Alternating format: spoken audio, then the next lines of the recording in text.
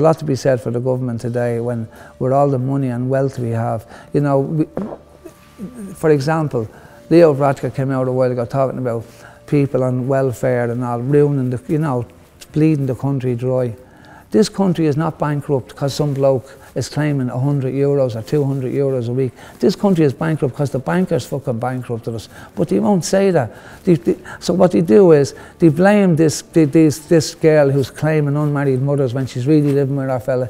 They blame her, and our attention goes to her. And we're all fighting among ourselves down here, while the bankers are still up here making millions. I mean, what gets me is, you see these bankers, and they're bankrupt. They owe 500 million.